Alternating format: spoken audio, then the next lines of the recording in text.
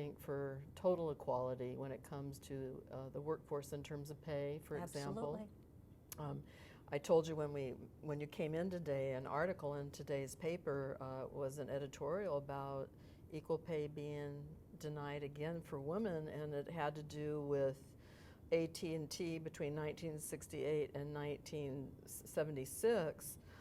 Any woman that was working for them and had to take maybe a month off or a few weeks off for pregnancy leave, that wasn't counted, where if obviously a guy got off from sick leave, not knowing what the sick leave was for, but if the guy got off for sick leave, it wasn't held against him in terms of his pension. And so there was a class action lawsuit to try to say, well, you know, why was the woman's pension impacted and not the man's? And just now, here's the editorial, May 21st, 2009. The Supreme Court denied it. No. You know, so and the dissenting opinion of Ginsburg, if you read that. Yeah, I am persuaded by the Act's text, and the Act was this Pregnancy Discrimination Act that was passed in 1978. But prior to that, I'm persuaded by the Act's text and legislative history that Congress intended no continuing reduction of women's compensation, pension benefits included, attributable to their placement on pregnancy leave, and also writing in the dissent that agreed that this 1978 Pregnancy Discrimination Act does not require redress for past discrimination, but quite correctly, she saw the ongoing denial not as past discrimination. She saw AT&T's ongoing denial of equal benefits not as past discriminatory behavior that stated and ended decades ago, but as a current violation of the Act. So, well, I keep thinking that we still have a long way to go, that those of us in government service, I think, are very fortunate because we don't have discrimination. You do a similar job and you're paid a similar amount, male and female. And thank goodness, I mean, at least we've set that tone. Military is the same thing, that you're not going to find that kind of discrimination. But in the private sector, there certainly is still pockets of it and remnants of it, which I hope will be eradicated. And then you and I both know that we earn, I think nationally, that women earn about 68%, 67% of what a man earns for the equivalent job.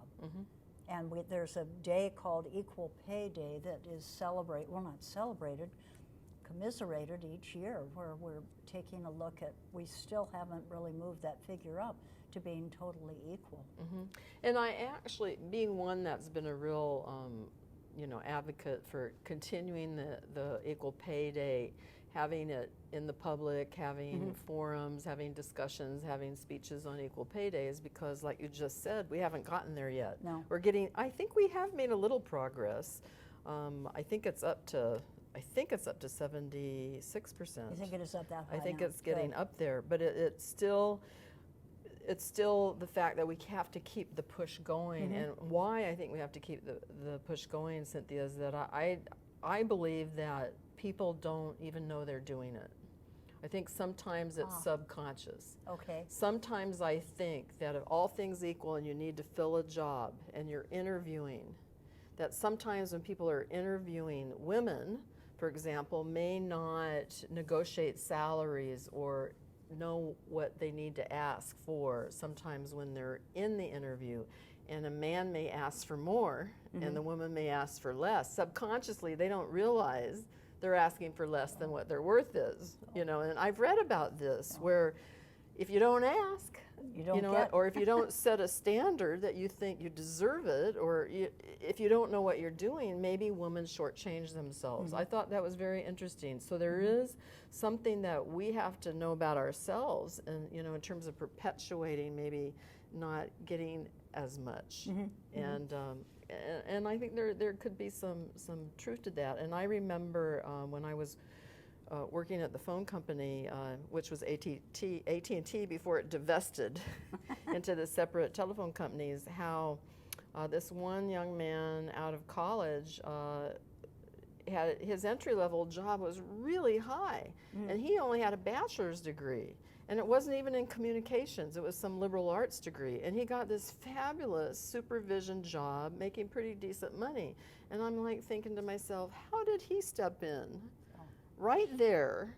And of course then I looked around and I saw the division managers, of course, in corporate structure, you have all these different, it's top-down structure. But when you looked at all the levels down to him, above him, they were all males. Right. So the males were hiring, I guess, what they perceived someone that they related to. But somehow a young man starting out was probably going to have a family, whatever, and he gets this primo job. And the women, what were the women? The women were, you know, supervisors in the telephone operator section of the company. Right. You saw women Right. supervisors and division managers there, but they weren't making the money that the guys are making over in these other plant service offices. Well, we So really didn't have the role models that we needed. As I was mentioning, in the 50s, we really didn't.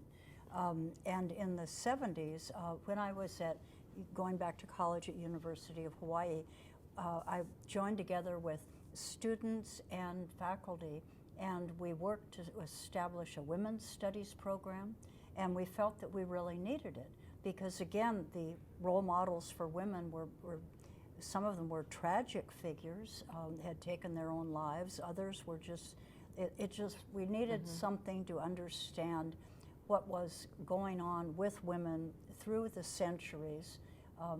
How could we really improve everything for women? So we worked very hard to get the Women's Studies program authorized. And funny thing, we all came down to the legislature to testify before the Senate and asking them to please pass the bill that would establish the Women's Studies program and fund it with $50,000. I mean, that was not a huge amount of money even back then for a program. So we came down and we walked in and testified before, I think it was virtually all males in the Senate. And it was like, think, what's wrong here?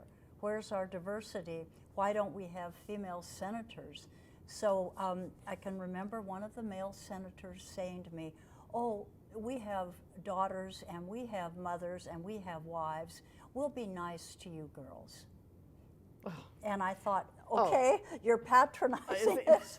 This is and fine. calling you girls, yes. Pass the bill, give us the money, we'll establish the center, and we're going to take off and run for your seat.